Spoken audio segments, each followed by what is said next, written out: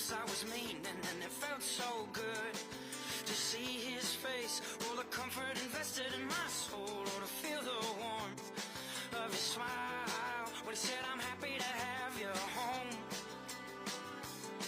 Oh, oh, I'm happy to have you home.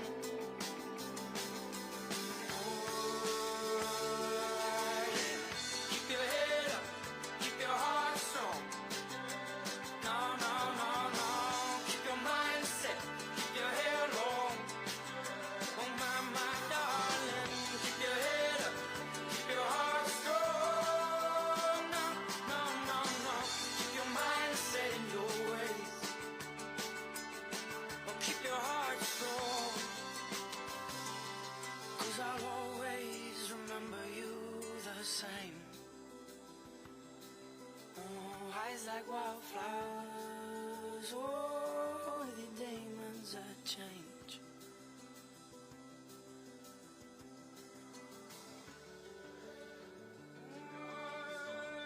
May you find happiness, say it.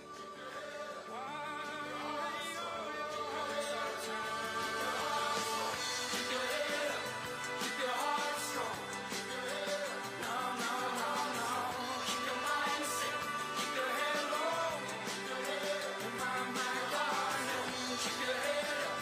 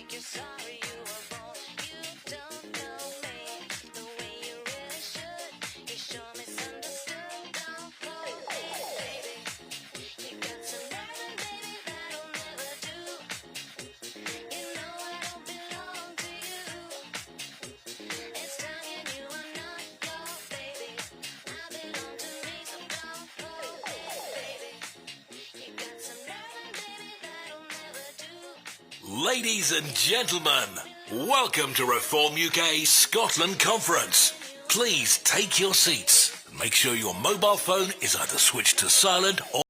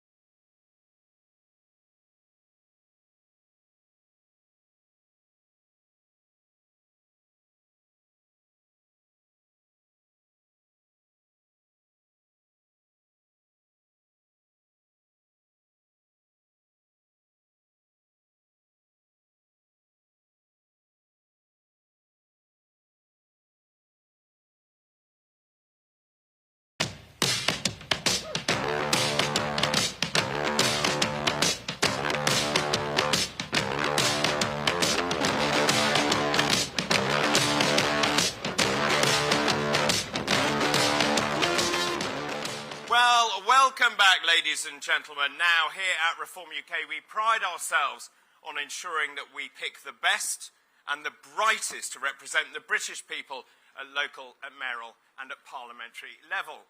Now, our next speaker is one of our female MPs. I like to call her the First Lady of Reform. She likes me to call her ma'am.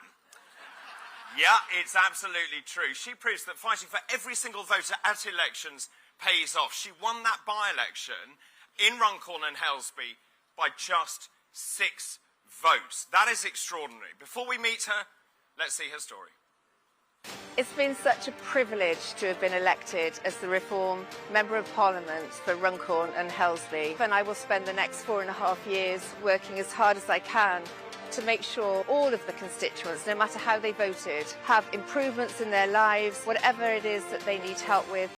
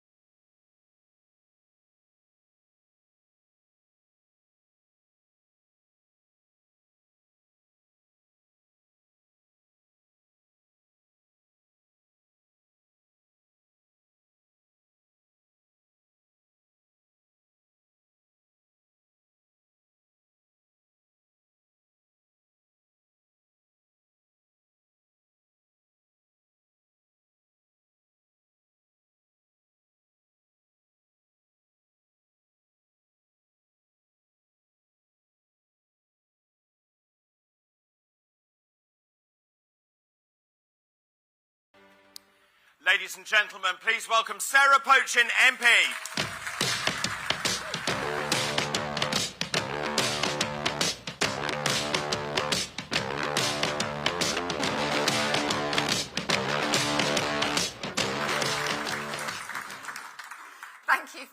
lovely welcome.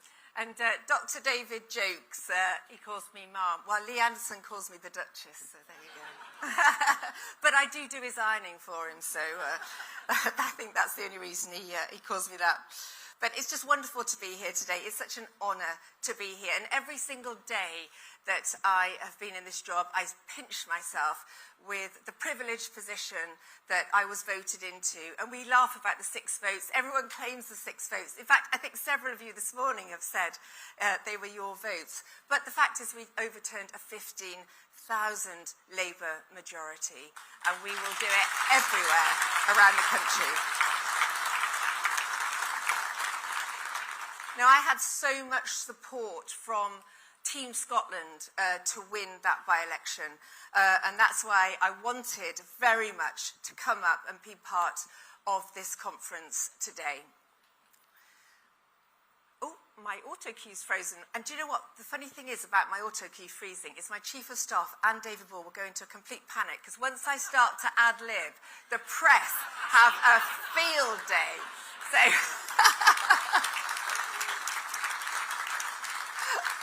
In fact, we were talking about the Reformed tartan then, weren't we, whilst I'm just waiting for my auto cue. And I really wanted to come on in a Reformed tartan burqa, but it apparently I just wasn't allowed. Do you know what? One day, let's have one of these events that aren't live streamed, and we'll do it. We'll do all the naughty stuff, we'll do all the bits that have gone wrong, and all the effing and jeffing when we do our pieces to camera and all the rest of it. It'd be hilarious. Anyway, right, my speech is back, so come on, let's get on with the serious stuff. But Reform UK here, north of the border, and under the leadership of Lord Offord, who, by the way, was great company last night. We had a beer and a curry, and it was fab. Because, I forgot to tell you this bit as well. I'm sorry, auto cue lady. I'll get back a chat. But I had a nightmare getting here. I'm absolutely convinced that Sadiq Khan did not want me to leave London. And either that or the SNP didn't want me to arrive in Glasgow. Because I got to the airport, I was virtually strip searched twice. They emptied my bags. They were emptying every piece of makeup. They knew who I was. And I'm not joking. We will be up against that. We can laugh about this. But they wanted to get me to react. They were dreadful at London City Airport. But we're going to face 3 years of this. It's intimidation. They want us to break. We will not break because we're strong. So I stood there and took it.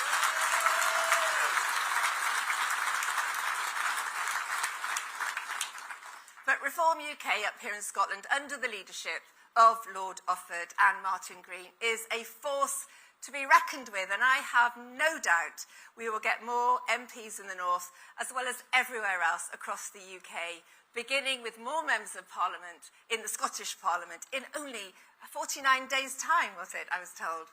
But the People's Army in England, Wales, and definitely in Scotland is on the move. Up and down the country, decent, hard-working people that we call a long clock Britain, who pay their taxes, have just had enough. And here in Scotland, like everywhere else in the United Kingdom, you are fed up with what has gone before. You have been failed in Scotland by the Labour Party and the SNP, and you deserve better. And a Scottish Reform government will make things better. We have news for the SNP. The People's Army is on the move and it's marching towards Holyrood.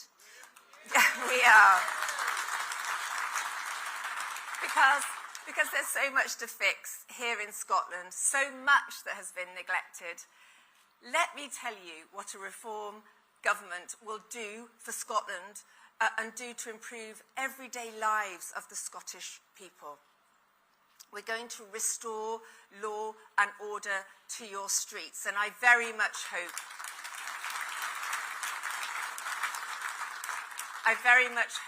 that the whole area of law and order will be something that I will be looking after, and believe me, I'll be taking no prisoners.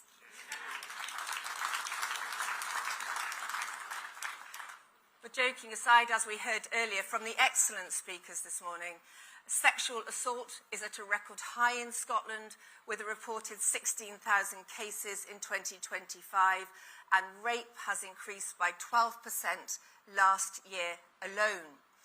1,000 prisoners were released early onto our streets here in Scotland. Shoplifting surged to a record high in 2025, with over 50,000 cases recorded, whilst the SNP cut the number of police officers in Scotland by 1,000 since 2020. Reform will put police back on Scottish streets. Reform will stop the early release of prisoners, and there will be no legalising of drugs, of heroin, under a Reform government.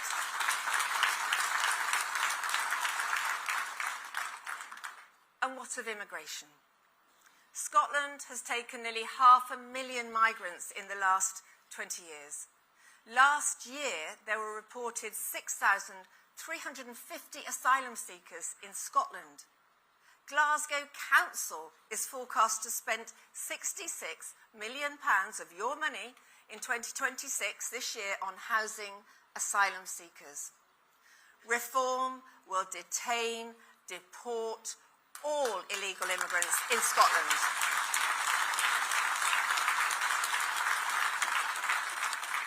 Make no mistake, under Zia Youssef and to people like myself, we will absolutely deliver on that. People say, you say that, how are you going to do it? Oh, we will do it. Because we are working already on getting out of the ECHR, repealing all these Human Rights Act bills. We will do it because it is about the will of the government to do it. And by the way, all that money that I've talked about will be used, spent by Glasgow Council, will of course be spent on you, on the things that are important to you. Only Reform will prioritise your housing needs. We will tackle the soaring welfare bill. And do you know, in Scotland, that is forecast to increase to nearly £10 billion in 2030. We've got 800,000 people in Scotland who could be in work but are economically inactive at the end of 2025. These statistics, it's not sustainable. And this is a massive risk to the Scottish Government's financial position. This country is, whether it is England, Wales or Scotland, going bankrupt. Under the SNP, we've heard some of this talked about passionately this morning. Scotland's oil and gas industry has been destroyed, but Reform will rebuild it. The UK uses 1.4 million barrels of oil a day, but we import half of that. Half of that we import. Why? Why? In Scotland, you have the highest average gas and electricity bills in the UK, and yet you are surrounded by, walking on, look out to sea, you're surrounded by energy. But the mad net zero policies of this Labour government have ensured the demise of that industry. Do you know that, think about it this way, every new wind turbine that gets put up by Ed Miliband means that our energy bills go up because of the net zero levies that then attracts. Reform will cancel net zero.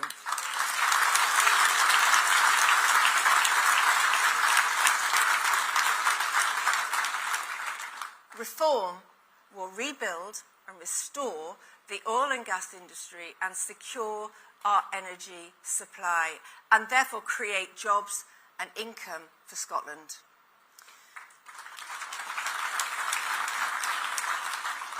Now, Scotland has a proud history and it's played a pivotal role in the defence sector. I talk a lot about defence. It's a subject close to my heart. My dad was in the army, as you know, and I take every opportunity in Parliament to support our veterans. But in Scotland, the naval presence at Faslane is needed now more than ever and needs to receive more support and investment. And the same goes for the RAF Quick Reaction Alert Base at Lossiemouth.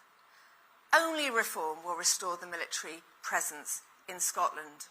Only Reform will increase defence spending. And all governments talk to increasing it to 3% of GDP, but it needs to be more. We are living in times of unprecedented global insecurity, times that we haven't seen for decades. Clearly, we had the Ukraine, well, we've still got the Ukraine war, but now more than ever, the world is unstable. And as we all know, we can barely send one single warship out there to help.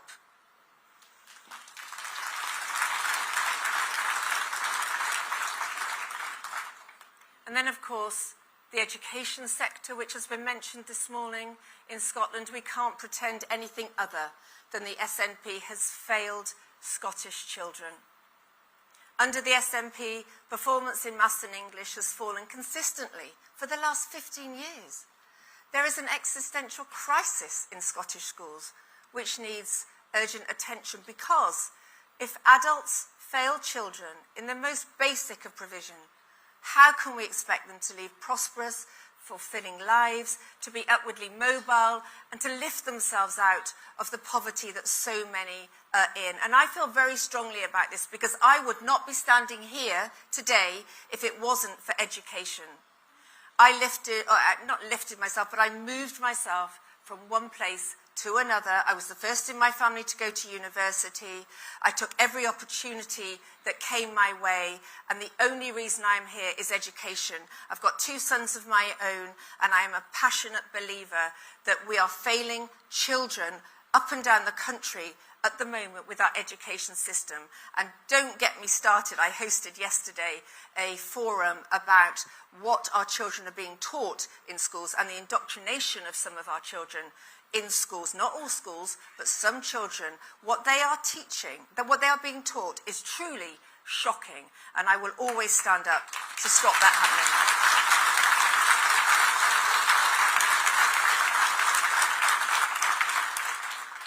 And of course, finally, what about the NHS? The NHS total waiting list in Scotland, 800,000 people at the moment, equates to 1 in 6, as Dr. David Bull said, waiting for treatment. It's no wonder, is it, that thousands of Scottish people are being forced to travel elsewhere in the UK looking for treatment. But just like the NHS in Scotland here, it's broken in England, it's broken in Wales. So we need experts like Dr. David Bull to take that on, head it up, and really sort it out. Now, the last thing I should mention, because of course it's one of your most famous industries, is the whisky industry, an industry that employs 40,000 and is worth well over 5 billion. But I have to confess, I have never actually had a glass of whisky. I know, I never have. And you know when you watch things on telly sometimes, and I always think it looks so cool when ladies sort of ask for a whiskey on the rocks. Is that what you do? I don't know. But it always looks very cool. So if anybody in this room wants to educate me in the art of whiskey drinking, then bring it on, because I think I'm probably old enough by now to have had my first glass of whiskey, and it's clearly been a part of my education that has been sorely missing. So I'm in Scotland. Someone get me a glass of whiskey.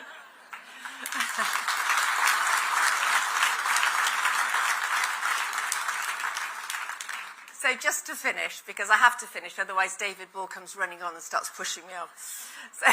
So just to say that, look, if you want change, if you want somewhere to pin your hopes for a better future for the people of Scotland, you must vote. Well, we know that you'll vote, but you need to get your friends, your family, your work colleagues, explain what you've seen today, what you've heard today, the authenticity of what we say, the feeling with which we say it, the commitment with which we believe what we're talking about. What I say to you, I say from the heart. I believe truly in what we're saying, and I believe in Nigel Farage, otherwise I wouldn't be doing it. I wouldn't have put myself through the gruelling by-election that was Runcorn and Helsby, which of course we won, but only just, but I would do it again, and I would do it anywhere. And we need people like you, so many in this room today, putting themselves forward to be brave. Don't be intimidated. The next 3.5 years, if we have to last that long, are going to be rough. It's going to be a bumpy ride.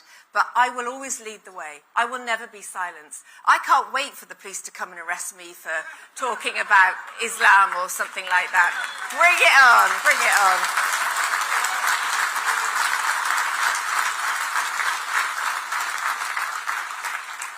say thank you for everything you're doing. We can't do it without people like you, but we will do it. The People's Army is on the move. It's a great phrase. I don't know who thought of that. I think it might have been Lee, actually. But do you know what? It's so true. Up and down the country, the energy, the feeling, the enthusiasm, the hope, and that is what we're going to campaign on. And we will win. We will win. And Nigel Farage will be the next Prime Minister. Thank you.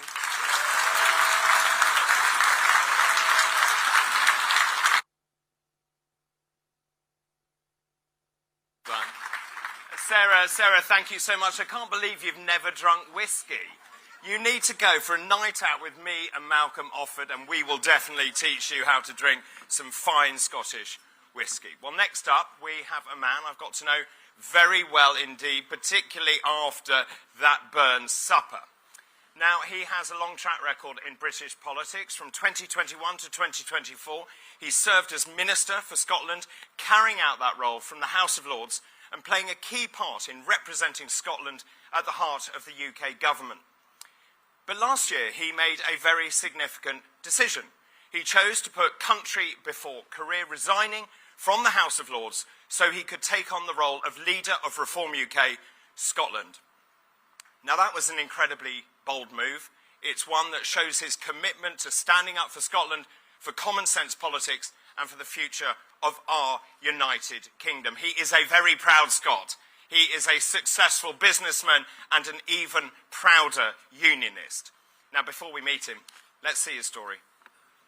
What Malcolm Offord has done is, I believe, a very brave and principled move. After all, the House of Lords is a club for life, and he's given it all up to stand for reform, and he will lead this party into those elections on May the 7th. One clear message, one objective: we want to remove this rotten SNP government after 18 years of failure. And this is now a two-horse race between reform and the SNP. Ask yourself the question: have we got a better outcome for our young people in our schools? Have we got more cohesive and safer communities? And do we have an economy that works for everybody? And if the answer to these questions is no, isn't it time for a change? So we're well organised, we're well funded, and we're very well motivated. So it's a great pleasure to be here. Thank you very much. And with this, Lord Offord of Garville becomes Malcolm from Greenock. Well, ladies and gentlemen, with that, it is my great pleasure to welcome the leader of Reform UK Scotland. Please put your hands together and welcome Malcolm Offord.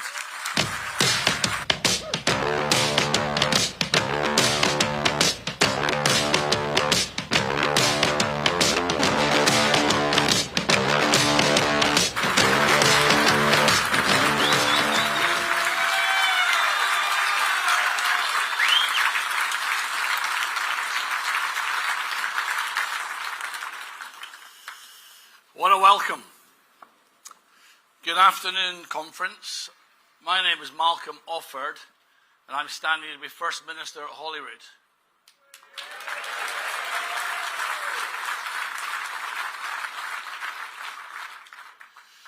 You know, it's 49 days.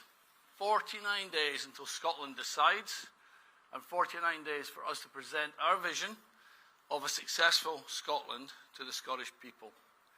And 49 days to convince the public that reform is the real alternative to this rotten SNP government.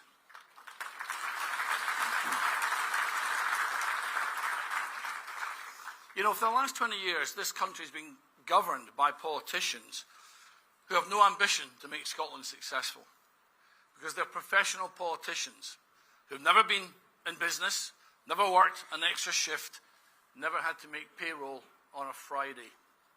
They have punished ambition and aspiration at every turn, raising taxes, trapping people on welfare, allowing bureaucracy to bloat, all while public services crumble. They have badly managed the NHS. Our once world-class education has gone from outstanding to average, and crime, especially sexual assault, is spiralling upwards. They have failed at every turn to protect women and girls. Conference, no longer.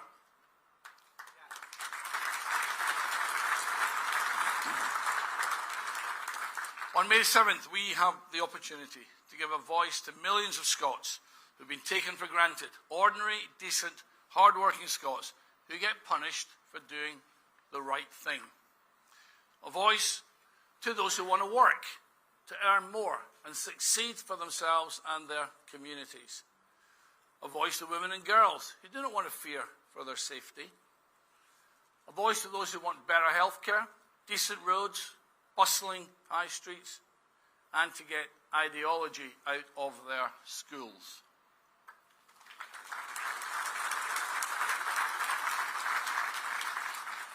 A voice to those who want better healthcare, decent roads, and a voice to those who are fed up that our most important industries and jobs are being driven away, sacrificed on the high altar of net zero. And a voice to those who are sick to the back teeth of incessant yes versus no, never end them, and who say enough. Who want Hollywood to work for them, to make their daily lives better, and to do that right now. So, yesterday, I was down in Greenock, my hometown. It was a great honour. I was there to submit my nomination papers at the municipal buildings, a building I know very well from growing up there. And, of course, the question is, who is this Malcolm from Greenock, and why Greenock? And the answer is my grandfather. So I'm a product of two grandfathers, one a proud Englishman from Portsmouth, the other a proud Aberdeenshire man with the Doric. And my English grandfather was a working class boy. His family were Jack Tars down in Portsmouth. He was a bright lad, left school at 14, and he got himself into the engineering stream in the Royal Naval Dockyard in Portsmouth. He then got this dream posting with his wife and two young sons, my father and my uncle, to Hong Kong. And he was in the Royal Dockyard in Hong Kong, living the life. There's still these grainy black and white photographs of them in Kowloon Zoo having a wonderful time, moving in that lovely world of Hong Kong. And then the war broke out, 1939, a letter delivered to the house in Hong Kong saying you have to come home. Apparently my grandmother was in tears. She was loving that life out in Hong Kong, but she consoled herself by saying, well, at least I'm heading back home to Portsmouth. The last line of the letter said, and you'll be posted to Greenock on the River Clyde. So after consulting with the map, off they went to Greenock. And why Greenock? Because there was a munitions factory, and if those who know Greenock, it's called the Battery Park, still down there. My grandfather was trying to work out, he was using gyroscopes, trying to work out how to make torpedoes move in the water using gyroscope systems. And that's why I grew up in Greenock. My father and uncle were there. I went to school there. My local primary school, Gown Primary, then to Greenock Academy. And then where I got a world-class education, absolutely fantastic, went to Edinburgh University. And then I discovered that I had something inside me. I was ambitious. I was driven, wanted to prove myself. And, I was what you might call a lad of parts. And to quote that phrase, Dr. Johnson, back in the day, there's no finer sight than a Scotsman on the high road to England. And I wanted to get to where the money was. And Big Bang had happened in 1986, and I didn't want to be a lawyer. I decided that. And so I thought, I'm going to try something different. And off I went to London. And I arrived there, as I say, I knew one person. I slept on this pal of mine from Paisley. I slept on his floor.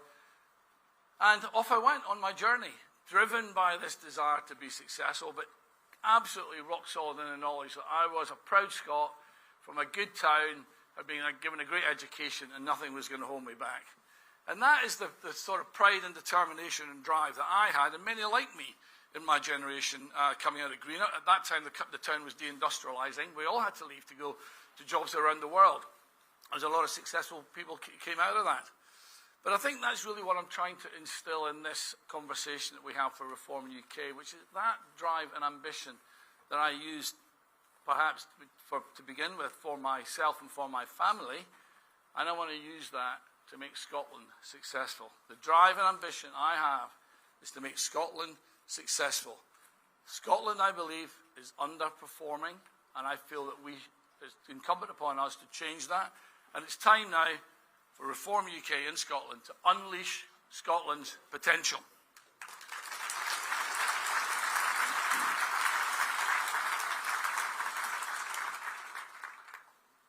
Now, getting into politics, from a business career. Sometimes not the easiest thing to do. I've been in it for 5 years. And one of the policies that came to my attention quite early on when I was in the Scotland office was this thing about energy and net zero. And this is perhaps the most egregious example of how policy can go wrong. And it's gone wrong across all the parties, whether it's the Labour Party who started it, the Conservative Party who compounded it, and the SNP who've consolidated it. And basically, what we've done to ourselves in shutting down North Sea oil and gas is the biggest act of self-harm. And surely this week of all weeks, as we see the oil price spiking through $115, we can recognise that. But just in terms of my own journey, I mean, I made my maiden speech on the 20th of January, 2022, in the House of Lords. I was just a newly minted minister in the Scotland office, working with Alistair Jack. And I was just shortly off to the COP26 in Glasgow. And the Conservative lines were, the transition is a good thing, the just transition. The Conservative Party had put through the net zero target and put that into law. Theresa May's government had done that.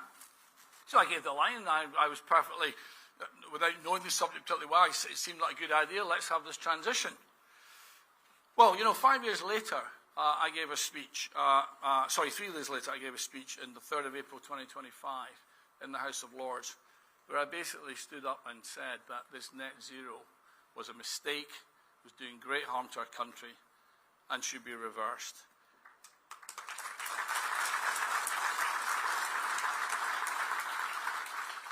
And the biggest darts I had in my back were ones from my own side.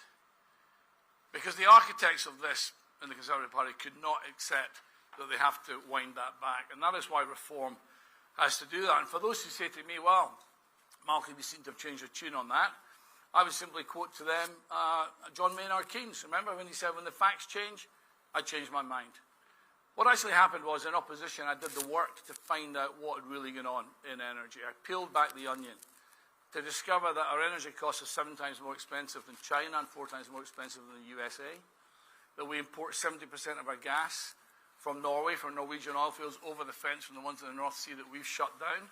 Even the Norwegian energy minister thinks that's daft. That as we look around our landscape, we see the wind turbines, not a single blade made in Scotland. Please try and explain what a just transition looks like to people in Aberdeen or in Grangemouth. It's just not possible to explain it away. And so therefore, I think a major element of that decision for me, obviously, was coming on the back of the energy brief. And we know, I'm about to hear, obviously, from Nigel, that Reform UK is fundamentally pledged to reverse the madness of net zero. And Nigel is fundamentally pledged to cut energy bills for the ordinary people of this country.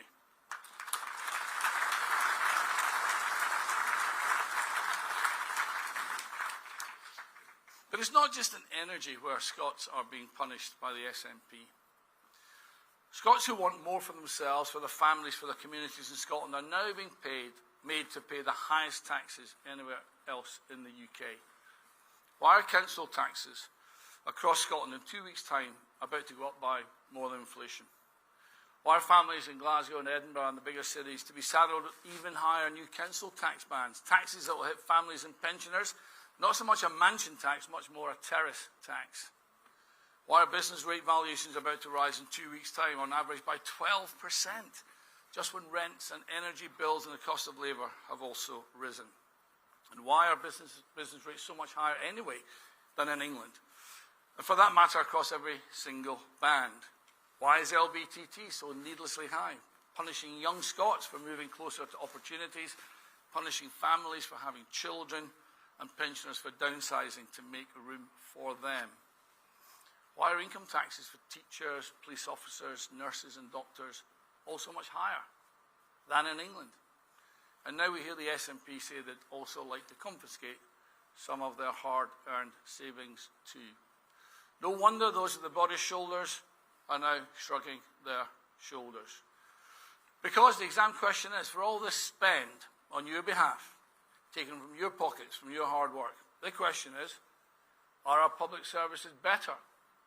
Yes or no? Are our public sector better? No. No. We have a record amount of spending and we don't have a reward for it. That is what Reform UK must change.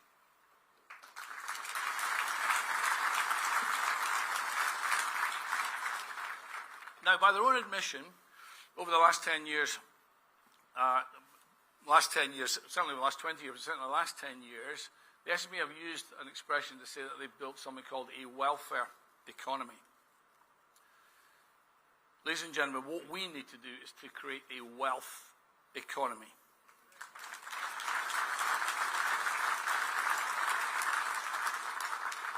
We have 5.5 million population. We've got 3.6 million Scots of working age. And they break down into three groups. We have 1 million who don't work. We have 600,000 in the public sector, and we have 2 million who work in the private sector. And what has happened here is we've got the balance is now wrong between welfare and work. If you choose to work, you should always have more in your pocket at the end of the week.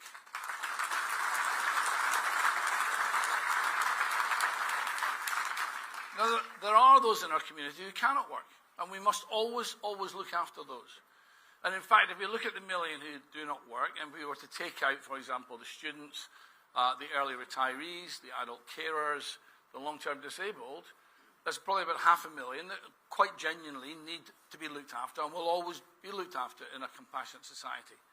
But we have 500,000 of our neighbours and friends who perhaps have fallen out of the way of work, who have actually been stuck on welfare. And of course, welfare has been a good safety net, but we've got an issue now where the balance between those in the street who don't work and those who choose to get out of bed and go work 35 hours is now wrong. And what we need to do is help our folk back to work. For this reason, the best welfare we can give anybody is a job.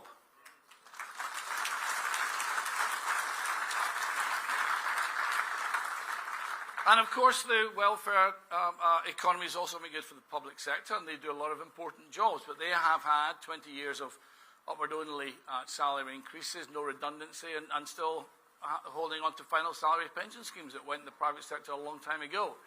The reality is that 2 million who work in the private sector are now being paid less than those in the public sector, and I think the big emphasis for reform in the next 10 years is to grow the private sector, and that is what we shall focus on.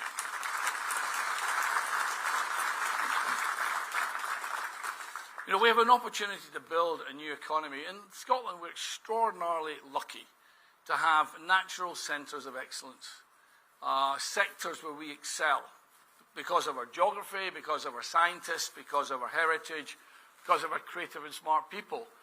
Just running through them, we've got financial services, we have advanced manufacturing, we have energy, obviously, we have food and drink, we have hospitality and tourism, we have creative industries, we have life sciences, we have agri, we have fisheries and marine. And those sectors of Scottish excellence, where we're generally working, take, for example, life sciences, just pick one. Life sciences, we're third in the world, our Scottish universities cluster in life sciences, we're third after MIT and Cambridge. That's extraordinary. So we have great strength and depth, and they are across the whole country. They're not just in Edinburgh and Glasgow. These are industries that cover the whole of Scotland. We now to rebalance our economy and our education system and our technical training and our third sector colleges to get our young people focused into those natural centres of excellence, to rebuild a modern economy which pays good wages, where work will always pay more than not to work.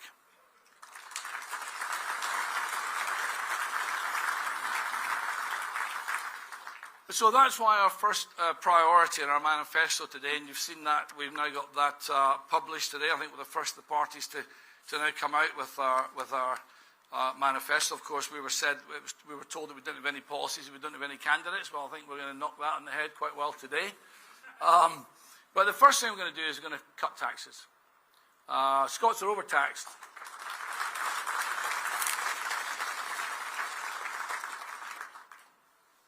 Scots are overtaxed, overregulated, and it's just a continual process of hitting those with the broadest shoulders. So, here's the plan.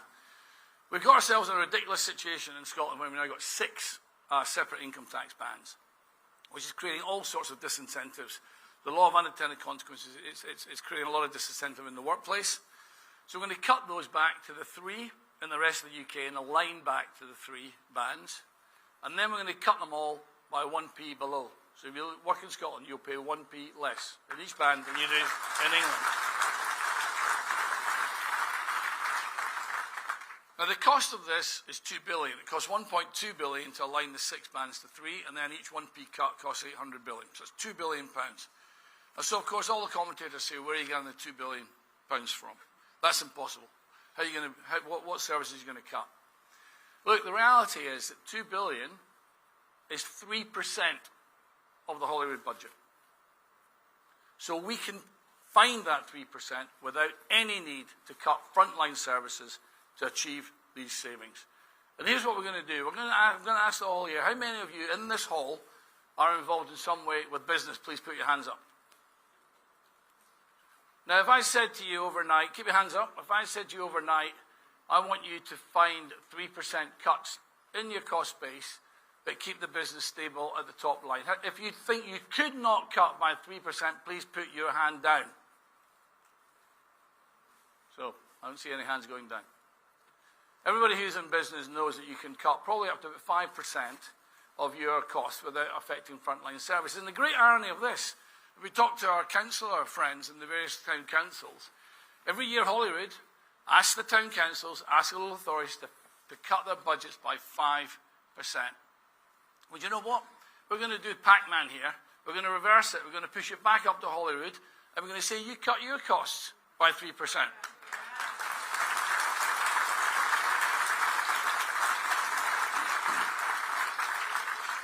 And by doing that, we can immediately back ambition by putting that money straight back into people's pockets, who will always do more with it and spend it better than any government can. And that, by doing that, by cutting it by 1p, Scotland then would become the most competitive tax regime in the UK. And of course, our objective is to make Scotland the best place to live and work in the UK.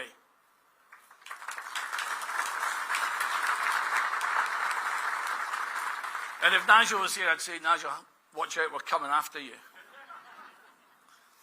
But this doesn't mean just backing ambitious Scots who run businesses and work in the private sector. It also means an immediate pay rise across our public services too, rewarding those with experience, encouraging them to no longer cut back their hours or retire early, and allowing us more easily to hire to fill the gaps. So, for example, it means that a teacher with 5 years' experience takes home an extra £2,000 a year. A newly promoted police sergeant takes home an extra £2,100 a year. A hospital consultant with a year's experience takes home an extra £5,200 a year. These are not small sums, and they're rewarding frontline work across the board. And here's the thing, especially in our NHS, we know that as nurses are being dragged up into higher tax bands, as we've now got 6 bands where if you go across the band, you lose, not only do you pay more tax, you also lose some of your other benefits in return and pay very higher marginal tax rates. We've got a productive issue and amongst our brilliant nurses and doctors who are now managing their workflow to make sure they don't do the extra hour in order to not be caught. If we can eliminate this and immediately put money back into people's pockets, they will go the extra mile because that's the sort of people that they are.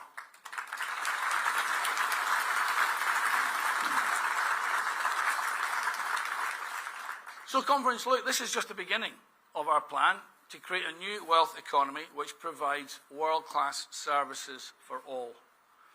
We will also implement a new deal for local government, putting them on a firm financial footing by restoring local control over spending rather than saddling them with unfunded obligations from Holyrood. It's one of the great mysteries to me that the SNP government continually cry for more devolution, more powers, please, from London, more powers in London. When they arrive in Edinburgh, they get stuck in Edinburgh. They don't go down the line to local communities.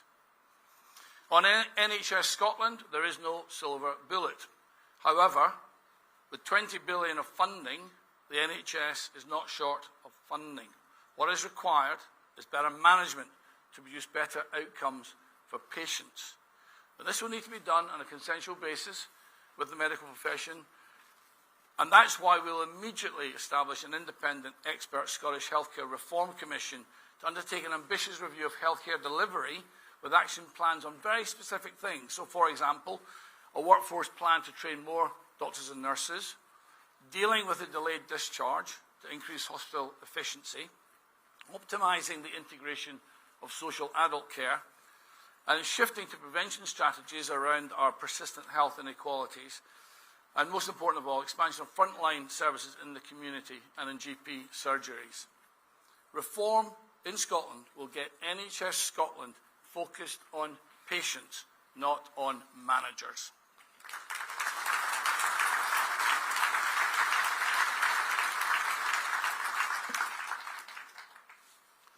Our schools. Our state schools are in crisis. Out of just 700,000 children of school age in Scotland, 1/3 don't attend school regularly. This is a staggering statistic. Surely we can just all agree now that something has gone badly wrong in our schools.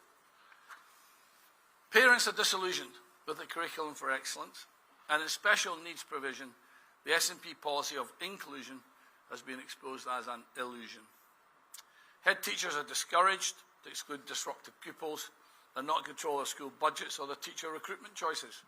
Staff morale is at an all-time low, and the attainment gap between rich and poor pupils is widening.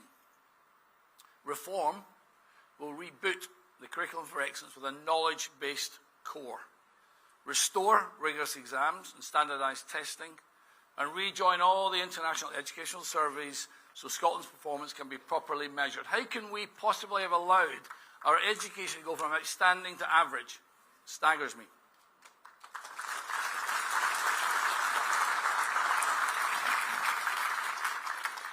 Head teachers will be able to regain control of their budgets and hiring. Mobile phones will be banned in classrooms.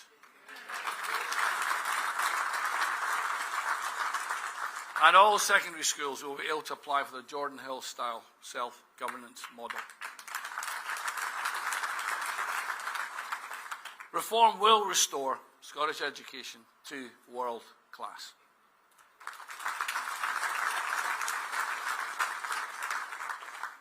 Conference, when I joined Reform UK a few months ago, by my own admission, it was not primarily because of immigration. My focus has first and foremost always been about making Scotland the most successful part of the UK, a nation that rewards ambition and work and reaps the benefit through higher incomes and better public services. But since acknowledging that immigration is now a top 3 issue of concern for Scots, I have taken the time to see with my own eyes why a growing number of Scots are so fed up about immigration, especially in our working class communities. That's why I did the overnight check-in at the homeless shelter in Glasgow, and a big shout out in the hall today for Colin and Lewis, who looked after me. Where are you guys? Good to see you. Doing an amazing job. You must talk to them afterwards to understand what they do. They have 30 beds in that hostel in Glasgow Street. I did the check-in for 12, but of that evening, of the 30, only 2 were local Glaswegians that came in that evening. I also walked the city streets late at night with a group of volunteers called North to South, concerned about people's safety in the city after dark. At this point, I should apologise to the volunteers at North to South, who have been unfairly smeared by the press as vigilantes.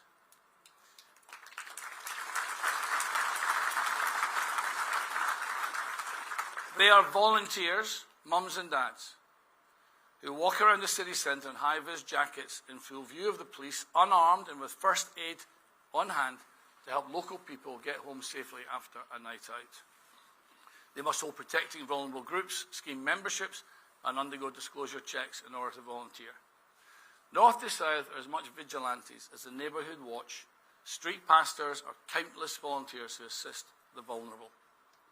At conference, the fact that this group of volunteers exists today, as I said, local mums and dads, tells us we have a problem. To ignore this is to gaslight the local population.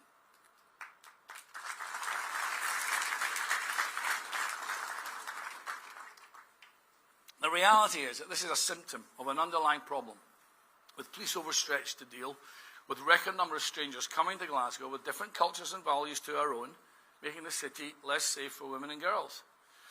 Why has this been ignored by the Holyrood bubble when polling makes it a top 3 issue of concerns for Scottish voters? The Scottish Government's own data is crystal clear. Cases of sexual assaults are on the rise, with cases of rape and attempted rape up by 26% in the last 5 years. These are crimes that disproportionately affect women and girls. In the meantime, local people are rightly aggrieved when they see priority given in services, especially in housing, being given to strangers who have just arrived. This is a direct consequence of the SNP policy in 2022 to drop the local connection rule, which required local councillors to give priority in housing to local people first.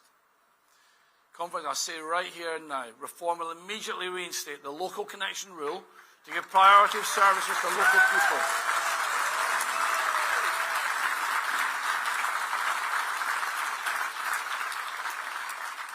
Local people are tired of their concerns being brushed under the carpet because politicians and the media find it uncomfortable to talk about this. So I will not hold my tongue because they deserve to be heard. The people of Scotland need to know that it's only Reform who will close this idiotic loophole that is allowing people who have never so much as visited Scotland before to claim taxpayer-funded accommodation at ever-growing expense, putting our social housing under pressure and allowing strangers to skip the queue ahead of residents who need it most. This is an injustice which a Reform government will immediately end.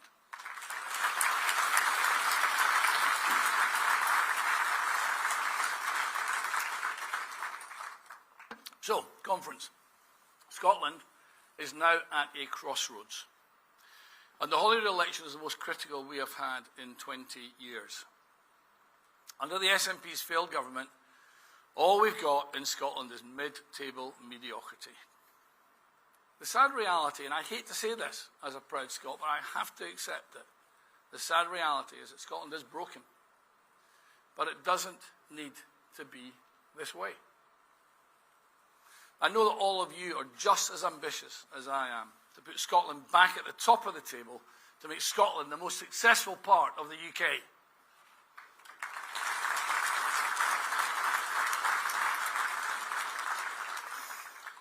It will take 10 years to achieve this.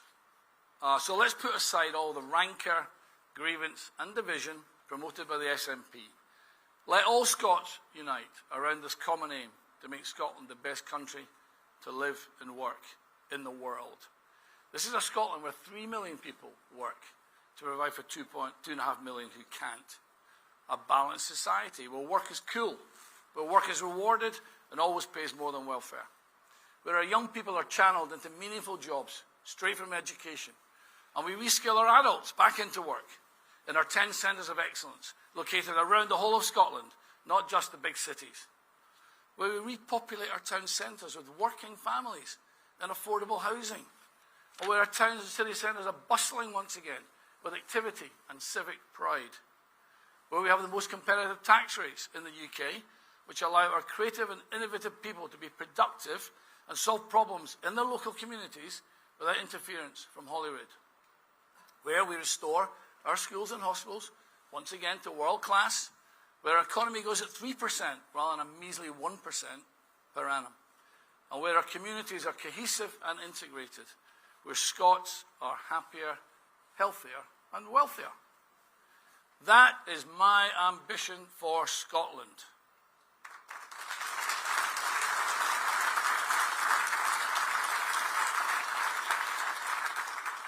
And that is why I gave up my lifetime cosy seat in the House of Lords. And that's why I wish to serve the people of Scotland as First Minister in Holyrood.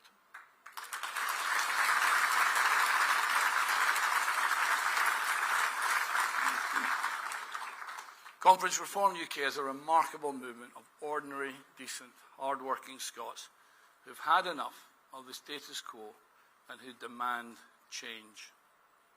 We'll get 49 days until Scotland decides, and we're in second place in 54 out of 73 constituencies.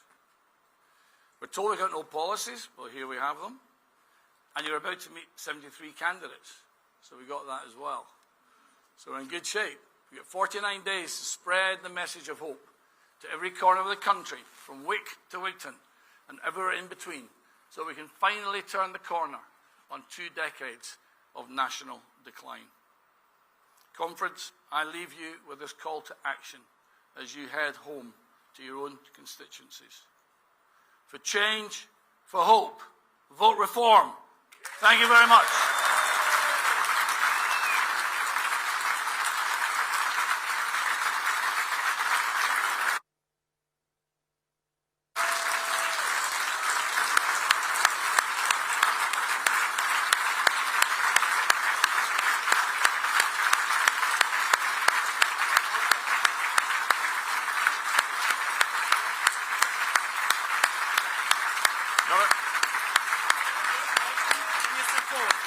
Come forward here.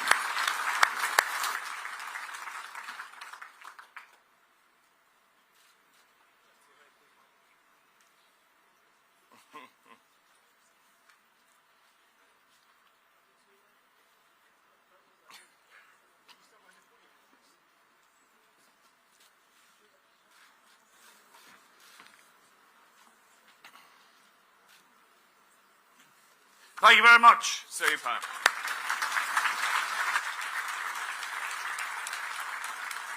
Malcolm, thank you so much for such a passionate speech. Well, ladies and gentlemen, that brings us nicely to our final speaker. The question is, who could that possibly be, I wonder? Well, he's a man who needs literally no introduction. He's arguably the most famous politician in this country, if not the world. His career, well, it's long, it's distinguished, and it's most certainly varied, let me tell you. Thanks to I'm a Celebrity, he's gained a whole legion of new, young supporters. There isn't much of this man I haven't seen, let me just tell you. And this man also has never shied away from a fight. He took on Nat West, didn't he? And he won. He then went on. He took on YouGov, and he won. And let me tell you, at the next election, he will take on the establishment, and he will win. And ladies and gentlemen, soon he will make history again when he becomes the next British Prime Minister. Now, just before we meet him, let's remind ourselves of his story.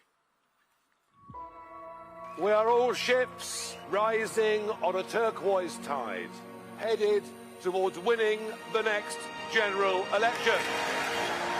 This government is deep in crisis. They are not fit to govern.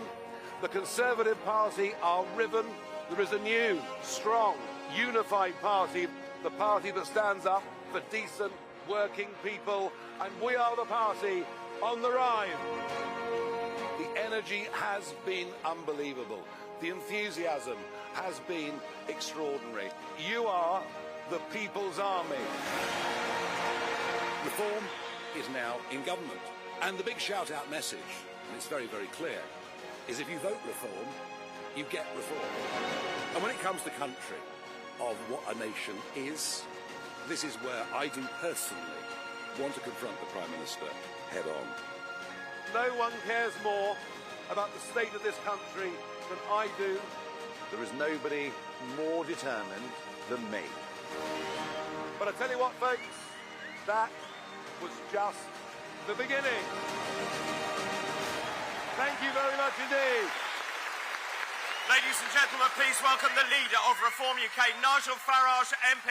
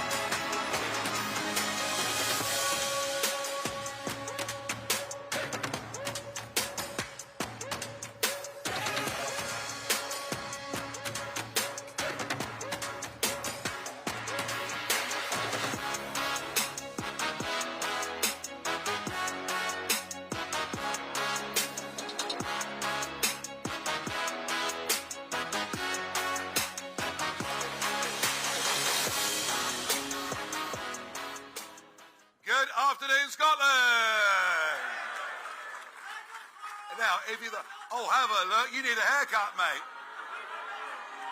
You need a haircut. Well, yeah, you do.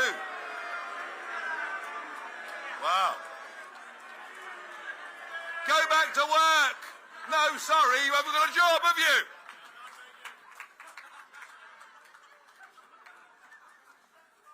Well, there you are. Those that don't work have plenty of time to come and protest, don't they? I bet you he's not self-employed running his own business, is he?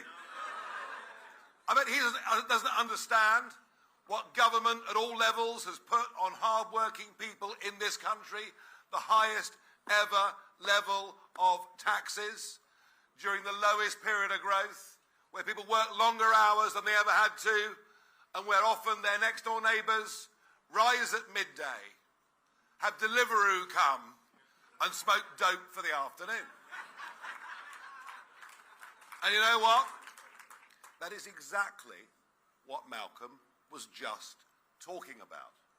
We have, frankly, and it's been going on for years, by freezing tax thresholds and much else, by punishing those that are self-employed or run small businesses, we've become a country where work for many people, frankly, doesn't pay.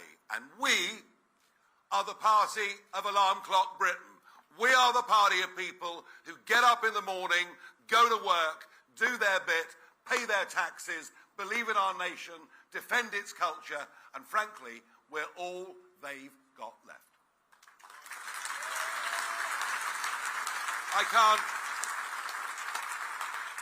I actually can't think of a time when we had a worse Prime Minister than Keir Starmer.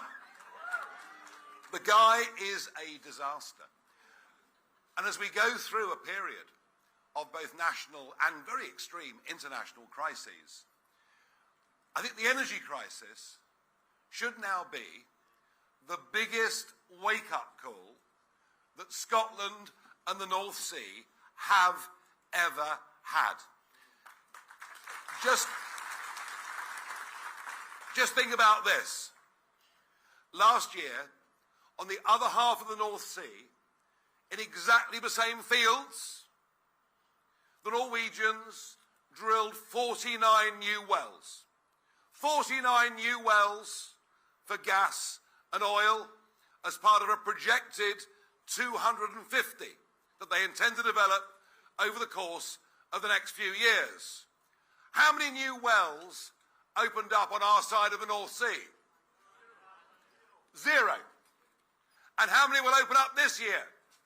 0. We charge 78% super taxes on any profits a prospector makes. We refuse to open up licences, and we are not self-sufficient, which we ought to be in oil and gas. And you know something? We open up the North Sea. We create here in Scotland thousands of well-paid jobs, better revenue for the Exchequer, and with gas, cheaper energy prices for every household and every business in this nation. And yet, we're the only people that can stand and say this, because it was the Conservative government nationally that went down the net zero route. Boris. It's hard not to laugh, isn't it, really? We're going to be the Saudi Arabia of wind. Remember all that? And now we've got Red Ed Miliband and an SNP who, under Alex Salmond, the SNP recognised that oil was a very important strategic asset for Scotland, but they now believe that somehow Chinese-made wind turbines will solve Scotland's future. Through a result of net zero lunacy, we have closed down the North Sea, and we've given ourselves the highest industrial energy prices in the world. And you wonder why the country is deindustrialising. We've learnt today that the last primary steelmaker in the United Kingdom, the last one in Scunthorpe, will now be closing. We will be the only major Western country that does not produce primary steel. Why? Because the energy price is too high. I met Jim Ratcliffe recently. Grangemouth, barely surviving, and yet his firm about to make a £3 billion investment in North America, where his energy price will be a quarter or less of what he's currently paying. We are committing economic harry-carry in the name of saving the planet, when actually what we're doing is exporting carbon emissions for the goods to be made in India and then shipped back to us. And they're all part of it. They're all part of the sameness of Holyrood, aren't they? They all agree. They all agree on net zero.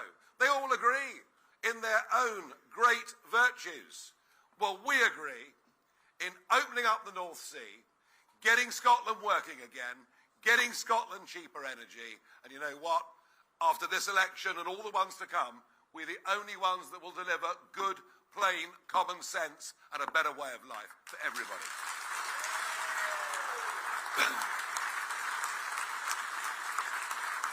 And we are the only people who will stand up and defend British culture. Malcolm mentioned at the end immigration as an issue.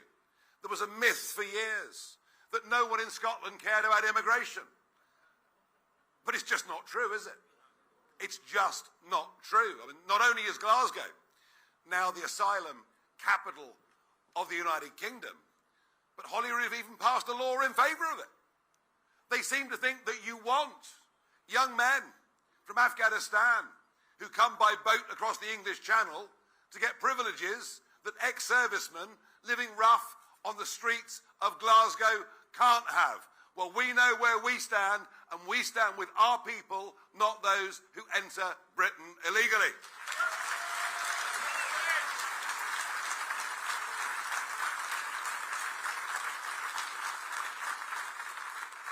And mass migration. The Boris wave. 3 million people came in under Boris. Now, if they were all accountants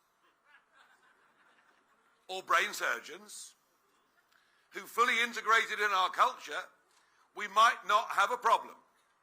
But guess what? Only 20% of the 3 million came on work permits. Many of the others will never work in this country and live after a brief period on benefits for the rest of their lives. And if they've come from a subcontinent, they've come from a Commonwealth country, they have the right to vote in general elections on day one. And we are now seeing sectarianism have a massive effect on British politics. Now, I put it to you that what happened in Trafalgar Square this week should act as a wake-up call and a warning to everybody. We have always been a country that believes in religious tolerance. We've always been open to those of different faiths, persuasions and beliefs coming to our country and having their own private observance, but integrating public. And I think, to be honest, the Jewish community is probably the best example I can think of that. But mass public praying, mass chanting of Islamic slogans in Trafalgar Square was a shock, until you learn that the same group, the Ramadan Tent Project, have done it in Coventry Cathedral. They've done it in London's Guildhall. They've done it in the Victoria and Albert Museum. Folks, if it hasn't come to Scotland yet, it will come soon. This is an open, deliberate, willful attempt, not at the private observance of a different religion, but the attempt to overtake, intimidate, and dominate our way of life. And it is funded by the taxpayer. £44 million last year of taxpayers' money went to fund projects like this. Now, we are fair, reasonable, tolerant people, but we will not put up with this, and we will, as a party, stand firm for the Judeo-Christian principles upon which our nation was built.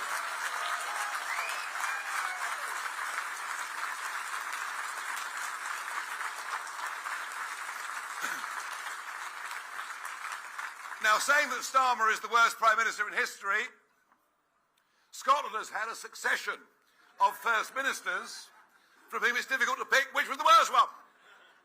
What is of no doubt is that Scotland is in a very bad way. The economics, the education, the health delivery, the drug deaths, whichever way we look, we see social decline. And we have to offer young people in Scotland hope, belief that going on benefits is not the way forward, belief that learning proper trades and skills from the age of 16 is the way for so many to succeed, but only by reindustrialising, only by getting cheaper energy, only by beginning to change the culture that exists in too much of lowland Scotland can we achieve these things. And the manifesto that has been put to you today is a bold attempt to make a start at making Scotland competitive again, at making Scotland economically attractive again. And I think Malcolm was very frank when he said it is a 10-year project. You cannot turn around chronic problems like this literally overnight. But goodness me, this is needed.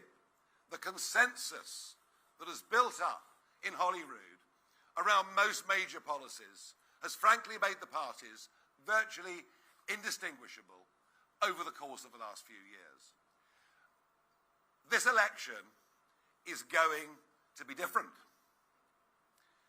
And I'll tell you why it's going to be different. It's the fellow sitting over there, who is unafraid to challenge the Holyrood consensus, unafraid to challenge the cosy club that has built up around Holyrood, around the Quangos, around much of the media, around almost the entirety of the political class. He's prepared to stand up on your behalf and challenge all of that. And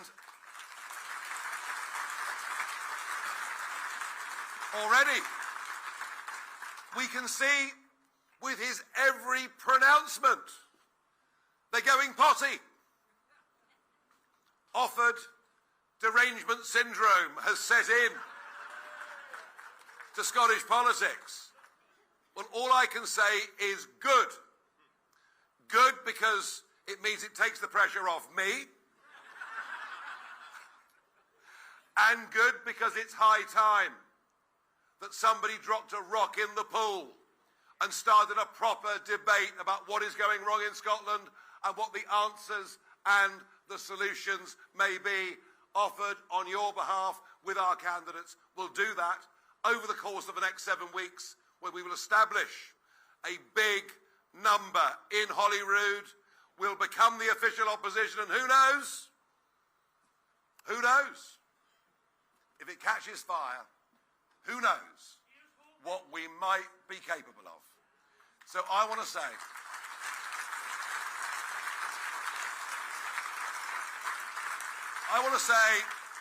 my reception in Scotland seems to get better with each year that goes by. There was a moment some years ago when confronted by a bunch of nationalist yobs in the street, all of them with very wide pupils. I could never work out quite why that might have been. And the Edinburgh police locked me in a pub for the afternoon for my safety. How about that? There were a couple of old boys in the corner said it's the best thing's happened to this boozer in 40 years. Scottish politics, up until this point, has been very, very hostile to any other voice. They may go on being hostile to our other voice, but you know something? Now they can't stop us. And I'll be here with you repeatedly, supporting our candidates, supporting Malcolm, supporting this campaign between now and the 7th of May. And I'm pleased and honoured to have been able to join you this afternoon at this manifesto launch. Thank you very much indeed.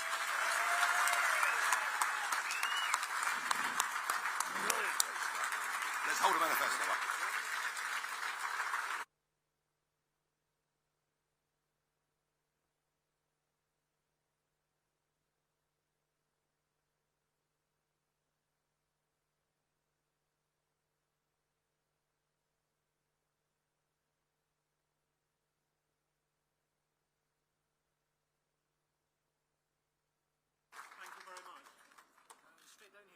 Yeah, great. Yes. Everybody happy? Never happy. Never happy? You want to join Reform? We're all very happy, aren't we?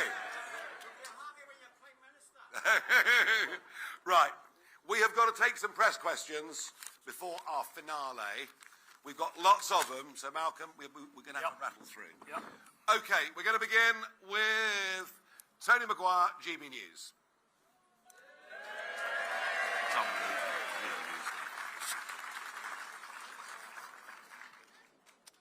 Good afternoon, Nigel and Malcolm.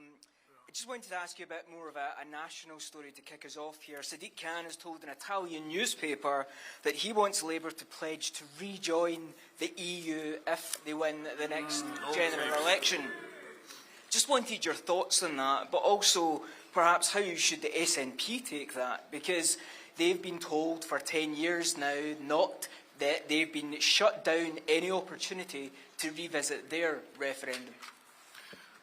If the SNP were a nationalist party that believed in the independence of Scotland, they would not wish to leave the UK and hand it over to Brussels and join the euro. They're a bunch of hypocrites and need to be exposed as such.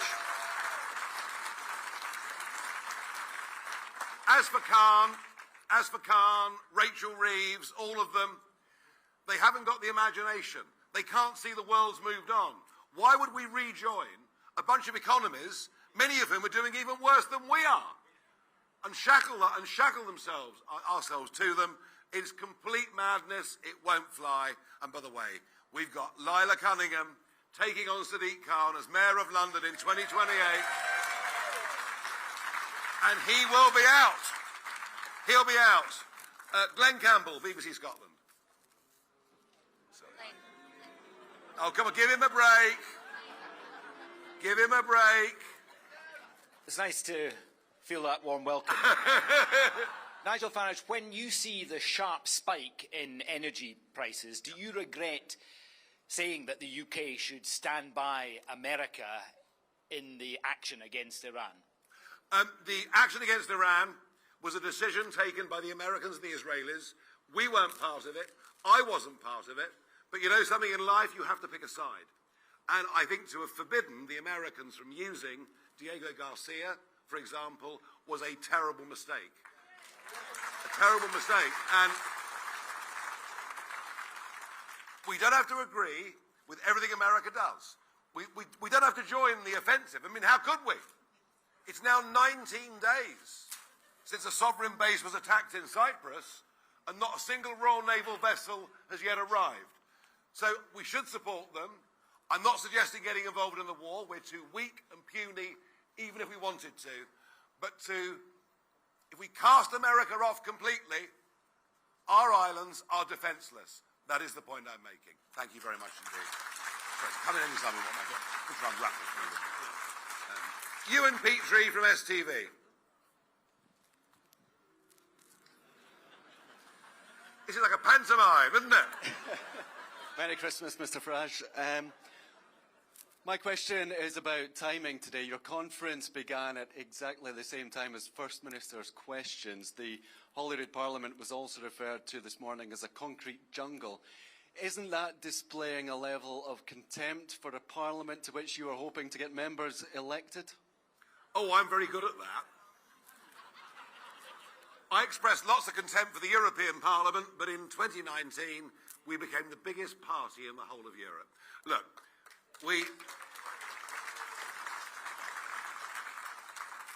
to a large extent, the timings of this today were around my schedule, travelling right across the United Kingdom. There was no direct disrespect to the institution meant, but we do believe it needs reform, Malcolm. We need to reform Holyrood. There is a cosy consensus there, and what reform wants to do is get in there to represent ordinary people. And the reality is that Holyrood has not delivered. Holyrood's been going for 25 years, and just get this single stat on this. When devolution started in 1999, the spending in Scotland's percentage of GDP was 43%. Today, 25 years later, Holyrood is spending 55% of GDP. Are our public services better? I think that answers it. Peter Smith, ITV News. It's pretty simple, really. It's terrible, really. Thank you. Mr Farage, you have spent years telling voters in England that the Barnett formula is unfair because it gives the Scots too much money. You've promised them that you will fix that. Is that a message that you will be delivering on the doorsteps of Dundee and Glasgow in this election? And if so, can we come and film you telling people that the Scots get too much money and that Reform plan to change that? A question for Mr Offord. The man beside you is committing to his English base that there will be less money sent to Scotland. You're promising the Scottish voters you'll cut £2 billion in tax. How are we going to fund the public services that this underpins, the police, the NHS in Scotland, the schools? Within a few years of a Reform government in Holyrood, you won't need the current Barnett formula because Scotland will have been turned around.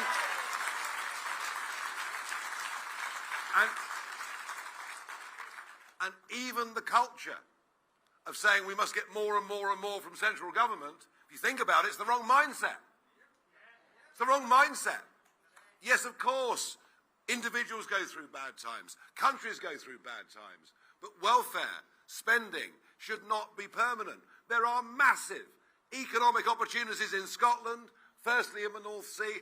I also believe financial services in Edinburgh could be a lot bigger with the right thinking than it is. So look, we as national government would be here to support Scotland, but we'd much rather see Scotland not need the money because it's succeeded. And our message is one about hope. Good. I'll just deal with it. Yeah. So on the question of how Scotland is financed, you know the JERS report comes out every year. We know that's an accurate reflection of Scotland's finances. In the last JERS report, it states that we spend in Scotland £117.5 billion, and we raise in taxes 87.3. That means we've got a £30 billion deficit paid for through the block grant. Now, that equates to 12% of GDP, and John Swinney is telling his supporters he wants to join the EU when the EU demand a 3% maximum deficit.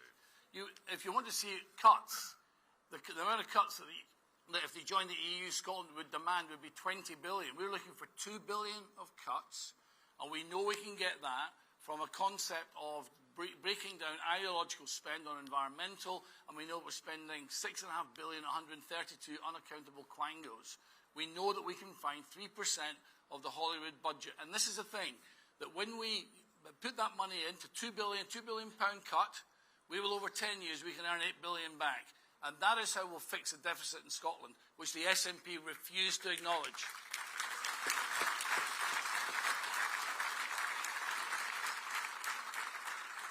James Cook from BBC News. Thanks very much, Mr Farage. Good afternoon. For one question to yourself, Mr Farage, if I may, why should the people of England pay higher taxes than the people of Scotland? And for Malcolm Offord, your manifesto here says you are against rancour and division, and yet you stood there dividing the people of Glasgow into locals and strangers. Is that not simply stirring up rancour and division? You go first. You go first. Whether you like it or not, from the BBC, you need to go and visit our working class communities to find people are upset, scared, divided and no longer cohesive. It's not something we're making up. Glasgow has got a fantastic track record of integration, of immigration over 75 years. Am I correct? Okay? But what we have not had is in 5 years a sudden influx of men from countries that most of us have never been to, where they don't speak English, and we know that they've come to Glasgow because the local connection rule is broken. They will get free food and lodgings in Glasgow they can't get in England. That is not fair on local people. That is not divisive. We're trying to do the opposite. We want cohesive communities.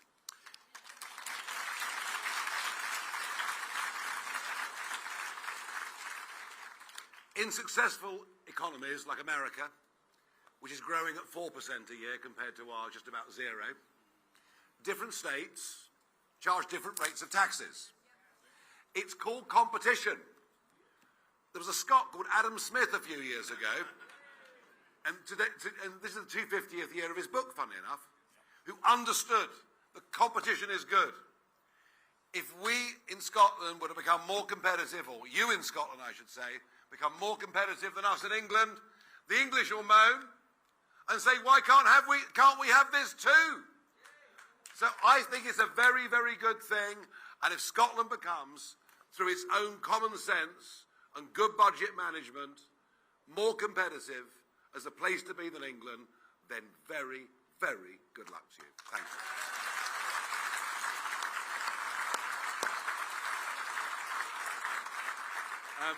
Catherine Sampson, Channel 4. Malcolm Offord, you said at the start of this you want to be the next First Minister. Mr Farage, you then said you want reform to become the official opposition. There appears to be an ambition gap here. Is that because winning would actually be the worst thing that could happen to reform in Scotland because you'll be forced to deliver?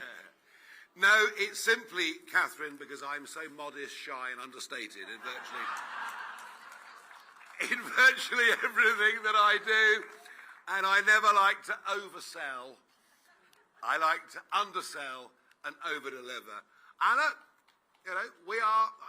I genuinely think that there is an energy and an enthusiasm and a sense of optimism about what we're offering and what we want to have debated, and I think we really could surprise you. And that's all I'm going to say on the subject. Thank you. David Walker, Scottish Daily Express. Hi both. First, a couple of questions for you, Nigel. You suggested in your speech that the Islamic chanting you see at Trafalgar Square will come to Scotland. Could you please expand on that a wee bit? Ways are going to happen and why? And John Swinney suggested that the Reform voters and anti-immigration people are racist. What's your thoughts on that? And Malcolm, in your manifesto you said you're going to reduce the number of MSPs. Why would you do that? Why would you reduce the number of MSPs?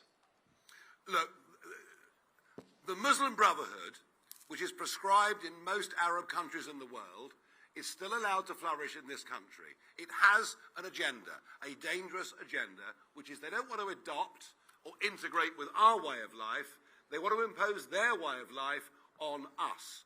And what you saw in Trafalgar Square, what you've seen in Coventry, are examples of that. I promise you, if it's happening in the Midlands, Scotland is not far behind. And I want to say this.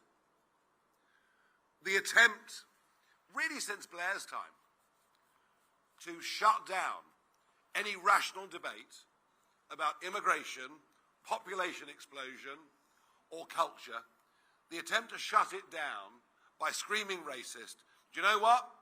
It doesn't work anymore. No one's listening.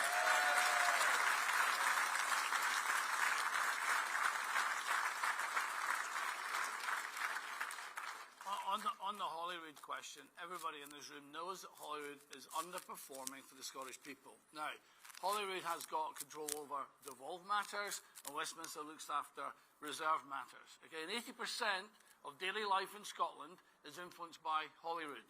Let me ask you this question. What percentage of Holyrood debating time is given to devolved matters, the schools, the hospitals, the roads, instead of ridiculous debates on international matters or reserved matters to London? Holyrood needs reform. Yeah, it's a very good point. Justin Bowie, Press and Journal. Thanks, both. A question also covering the Courier. Nigel, your comments were brought up regarding the tightening of handgun laws after the Dunblane tragedy recently. Given it's 30 years on from that and it's been brought up recently, do you regret your comments at the time, and would you stand by your views that those comments were knee-jerk? Or sorry, that the laws were knee-jerk? No, we should ban everything. Let's ban everything. All I said was, I thought it was ludicrous that the British Olympic shooting team had to go to Calais to practice when we have armories all over this country where guns of all kinds could perfectly safely be kept and used. After all, our forces have them under lock and key, and the public have no access to them. But this is, I'm afraid, the world we're living in. We're living in a world where politicians think their job is to make government bigger, taxes higher, and control of every aspect of our lives, frankly, in many cases, taken away from us. On to Mark McLaughlin, the Scottish Sun.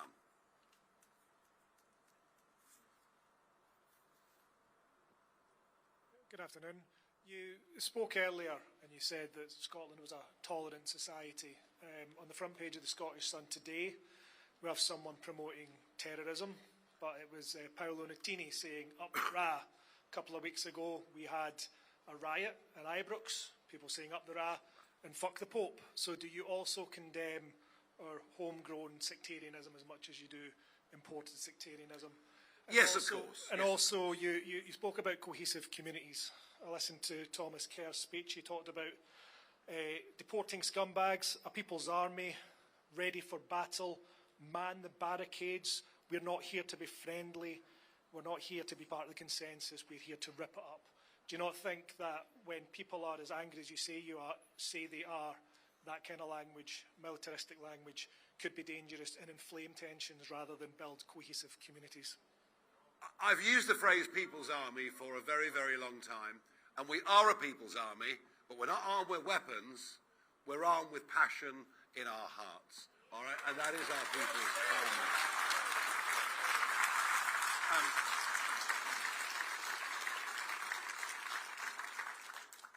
Those of us of a certain age have grown up with sectarianism in Northern Ireland politics and specimens of sectarianism in Scottish football.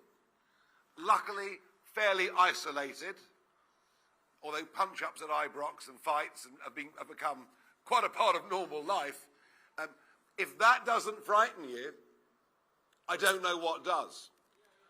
That is competing religions,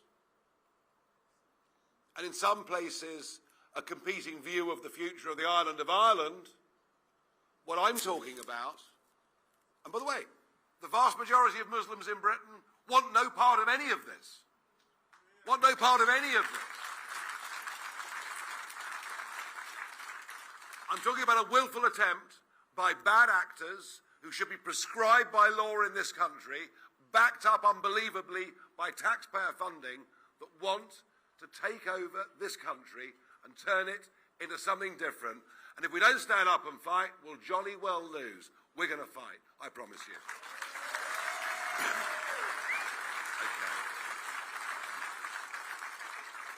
Okay. Kathleen Nutt from the Herald. Thank you very much. Good afternoon. A question for Mr Farage first. You have ruled out an independence referendum for the next 10 years. You're saying that the focus should be on rebuilding Scotland over that period. So after 10 years, if things go according to your plan, when Scotland is more prosperous, as you say you want it to be, happier and healthier, would you, if you're Prime Minister at that point, grant an independence referendum? And my question for Malcolm Offord is, you talked a lot about your university education and about the importance of education. So would Reform commit to keeping university free for Scottish students, so there'd be no tuition fees for Scottish students? Thank you. Look, what I made was, people were promised here in 2014 that the referendum on separation from the United Kingdom was a once-in-a-generation thing. So, which would mean about 25 years, all right? But I can't predict for a moment what it will be. I very much doubt there will ever be a popular will or vote to break up the United Kingdom. All right? Simple as that. Uni? On the university question, we have got ourselves into a position now where 50% of our young people have got an ambition to go to university, which is laudable and fine, so long as they have good careers coming out at the end of that. Now, I have to say, every barman I've met in Glasgow, Edinburgh's got a degree, and yet we're short of welders, right? And I went to Babcock to see the big construction yard with the Royal Danish Navy wanting frigates to be made, and I was looking for Billy Connolly there with his blowtorch and his mask, and he wasn't there. I said, "Where's the welder?" And he said, "The chap at the corner there with a lab coat on a PC." is welding to 1 to 100,000 position. I said, what does he get paid? £75,000. Okay? And yet we've just brought in, because the SNP have cut funding to Fife College, we've just cut our welding school. We've just brought in 300 welders from the Philippines to work in Babcock. It's a national disgrace. We need to reorganise our young people around trades, around skills, around technical jobs, and yes, there's room for university in that as well. Absolutely. Absolutely. I can agree with that. Okay, let's go to Simon Johnson from The Telegraph. Thank you. You've released your constituency candidates this afternoon for the election, Nigel, and they include a couple of former SNP people. What would you say to claims that you are soft on the union? And to Malcolm, well, it includes a couple of former SNP people, I'm just saying that as a matter of fact. And Malcolm, what is Reform's position on keeping SNP freebies like prescriptions and university tuition? Thanks. Look, people can be something and change their minds, and we in Reform welcome sinners that repenteth.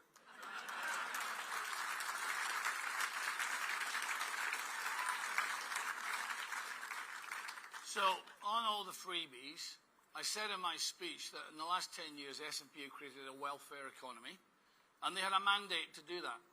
They had a mandate to do that, and that's how they chose to spend their money. And if you look at the spending departments in the last 10 years, the department that's got the highest spending per annum is welfare, 15% per annum. And one of the lowest spending departments is the police at 3% per annum, which tells you how choices have been made. So my view on this is we need to grow our economy. So when we talk about we're spending 120 and raising 90, let's grow the 90, and then we'll have more money to spend on all the things that people want for free. Okay, we're going to keep going with a couple more. Dan Sanderson from The Times, Scotland. Hi, thanks very much. We've heard today that Glasgow is a city of lawlessness and anarchy. I was just wondering if you could say a bit more about how Reform would restore order, and in particular the Scottish Police Federation has called for more access to guns for police officers and for them to be routinely equipped with tasers. Is that something you would support? Thanks. So on Glasgow, as I said, I've been out on the main streets of Glasgow, and it's not a pretty sight. And the fact is, we should not blame the police. They're underfunded, they're overstretched, and indeed that needs to be looked at. I think we have, as I say, we have a record amount of spending in Scotland, 120 billion. Do you know that in 25 years, when this Parliament started, the spending for Scotland was 34 billion. Today's 117 billion. On a compound annual growth rate, that is 5% growth per annum. That is not austerity. There has been no austerity in Scotland from Westminster. That is 5% annual growth in spending. It's just being spent in the wrong place. Now, we need to spend more on police, perhaps, and less on welfare. I have to say, on the other side of the border, I feel very sorry for our police. They've got a hell of a tough job. They're being prioritised often into doing the wrong things. They're frustrated that the Crown Prosecution Service won't press anybody for shoplifting unless they've nicked more than 200 quid. They're facing increasing violence, and I personally believe, and I'll talk for England, not Scotland here, but I personally believe that police officers should all have tasers as a means of their own self-protection. I really, really do. Alistair Grant from The Scotsman. Hi there, thanks very much. I think Malcolm Offord, you said the other day in an event that I think around 40% of Reform's Holyrood candidates had been members of the Conservative Party. Is that correct? Is that the position? And if so, how is that offering a fresh voice in Scottish politics? And just on the manifesto, there's lots of bold statements in it, perhaps lacking some key details. For example, it says, shut down the Quangos, return their powers to democratically elected ministers. Which Quangos would you like to shut down? There's roughly 130. That includes health boards. So the presumption should be the presumption should be to shut them all to begin with until we find out which ones can justify the resistance. Now here's the thing. There's a democratic deficit going on here now in Holyrood, where ministers are no longer accountable for key public services because they're shielded by quangos. Okay? Now, there's 23,000 civil servants working in quangos, and there's 29,000 civil servants working in the civil service with a massive overlap. It is not unreasonable to say that we should bring those together, rationalise it, make it more accountable to Holyrood. I don't see that that is a very controversial thing to say. And as far as... I'll deal with that. Well, I can't win, can I?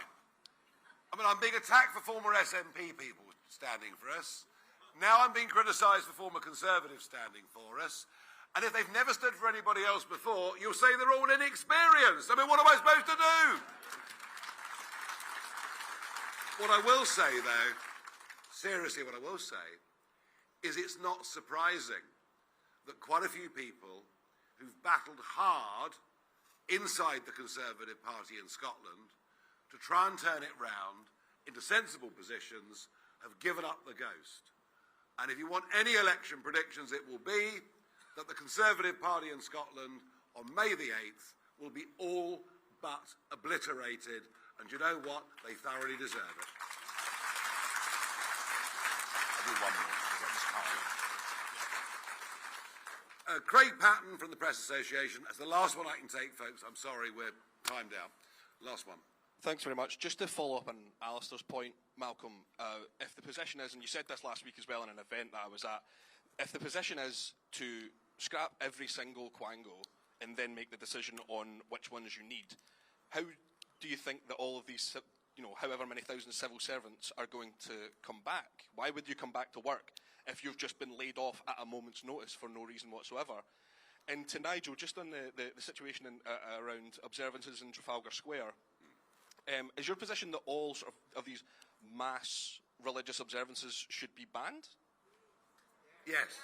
All of them, including Jewish mass observances, Catholic mass observances. I've never Protestant seen. mass observances. I've never seen Jewish services taking place in places of historic Christian worship or anywhere else. Look, we have to get this right. We can't stop individuals praying. We wouldn't want to stop individuals praying. But mass prayer is banned. Mass Muslim prayer is banned in many Muslim countries in the Middle East itself. So yes, we have to stop this kind of mass demonstration, provocative demonstration in historic British sites, because that's what it is.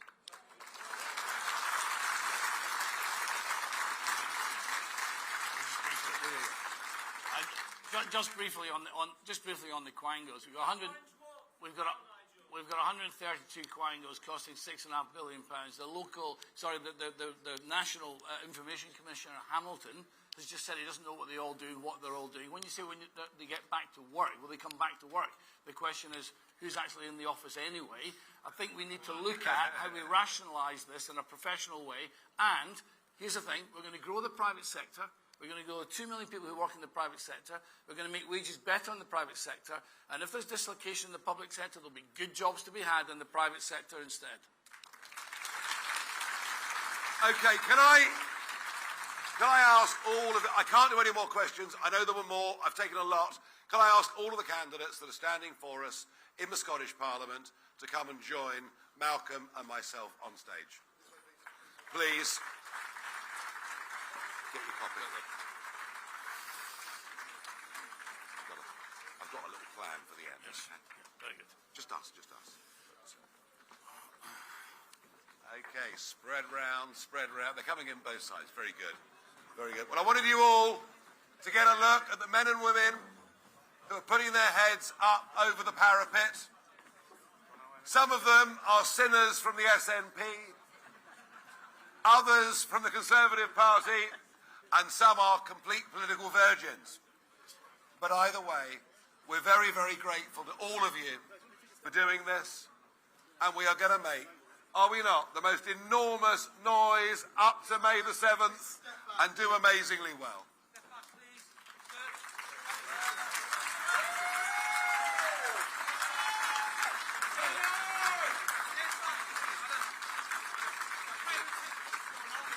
Very, very good. Right, well Coming up. I know. A lot of them. A lot of them. So I want to say to all the delegates that have turned up today for this conference, there will be many, many meetings opened out to the public, as I've been doing in England for the last week. I will be back in Scotland many times during the month of April to support this campaign. I thank all of you for coming today. I thank you all for being part of the People's Army. Let's go do this, and thank you very much indeed.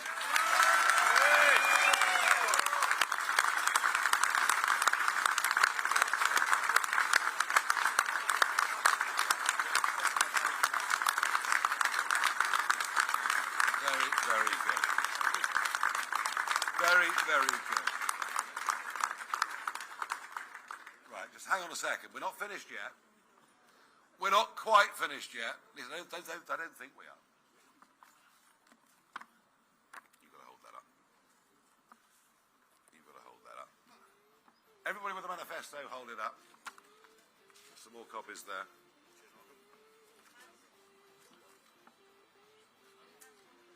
There we are. Yeah, very good. Hey!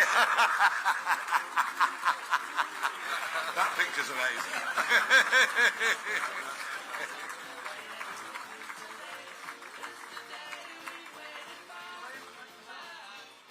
Great stuff. Thank you, everybody. Thank you all. That's a bit of fun.